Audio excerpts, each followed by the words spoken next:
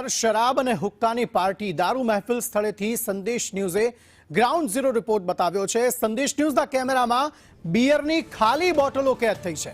નબીરાઓએ યોજેલી પાર્ટીના પુરાવા કેમેરામાં કેદ થયા। પોલીસની તપાસ બાદ પણ ધાબા પર ખાલી બોટલો હજી પણ મળી આવી રહી છે। સેન્ટેરિયન વિસ્ટા બિલ્ડિંગમાં ધાબા પર દારૂ પાર્ટી ગઈકાલે રાત્રે કરવામાં આવી રહી હતી, જ્યાં પોલીસે દરોડો પાડ્યો। 16 જેટલા લોકોની ત્યાંથી અટકાયત કરવામાં આવી, જેમાં કેટલીક યુવતીઓ પણ હતી। હવે સંદેશ ન્યૂઝના કેમેરામાં હજુ પણ ત્યાં ખાલી બોટલો અને દારૂના સેવન માટે વપરાયેલા જે ગ્લાસ છે તેની ત્યાં હયાતી હજુ પણ જોવા મળી રહી છે। સંદેશ ન્યૂઝના કેમેરામાં બિયરની બોટલો કેદ થઈ છે। આ ધાબા પર જે દારૂની મહેફિલ થઈ રહી હતી એ બિલ્ડિંગ, ત્યારબાદ ડીજેના તાલે જે યુવક યુવતીઓ નાચી રહ્યા હતા, ત્યારબાદ ત્યાં પોલીસે રેડ કરી હુક્કા અને દારૂની બોટલો જે છે ત્યાંથી જપ્ત કરવામાં આવી। ત્યારબાદ જે પકડાયા તમામ યુવક યુવતીઓ તે પોતાનું મોઢું છુપાઈને ત્યાં બેસેલા જોવા મળ્યા। મોઢા છુપાવતા ત્યાંથી ભાગતા આ યુવક યુવતીઓ જોવા મળ્યા હતા।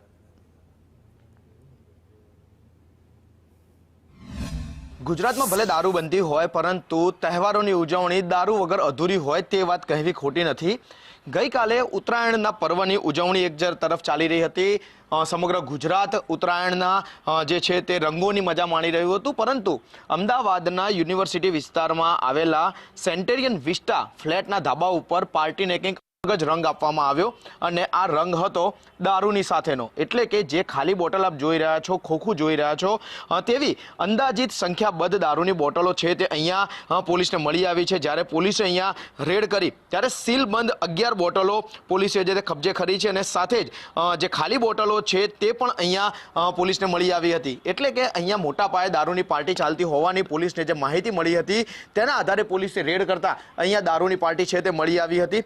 પોલીસે પાર્ટીના મુખ્ય આયોજક એવા કુશલ શાહ સાથે કુલ 16 લોકોની ધરપકડ કરી છે। જ્યારે બિયરનો જથ્થો આપનાર નંદિક ત્રિવેદી અત્યારે ફરાર છે। જે ધાબા ઉપર દારૂની પાર્ટી ચાલતી હતી ત્યાં અત્યારે પણ જે બિયરના ખાલી જે બોટલો છે તે જોવા મળી રહી છે। ખાસ કરીને આવા આયોજનો પોસ્ટ વિસ્તારમાં એટલા માટે થતા હોય છે કારણ કે ઝડપથી પોલીસ તેમના ઘર સુધી ન પહોંચે, અને પહોંચે તો કદાચ તેમાં કંઈક વહીવટનો રસ્તો પણ અપનાવી શકાતો હોય છે। પરંતુ જ્યારે પોલીસ અહીંયા પહોંચી ત્યારે પોલીસે તમામને દારૂ પીધેલા નશાની હાલતમાં છે તે ઝડપી લીધા હતા। પરંતુ આ ગુનામાં જે લોકોની ધરપકડ કરવામાં આવી છે તેમનું બેકઅપ મોટું હોવાથી આ ગુનામાં કંઈ પણ રંધાય તેવી શક્યતા લોકો વ્યક્ત કરી રહ્યા છે। ત્યારે આવા ગુનામાં પોલીસ નિષ્પક્ષ રહી અને કાર્યવાહી કરે, જેથી કરીને સમાજમાં એક દાખલારૂપ કાર્યવાહી થઈ શકે।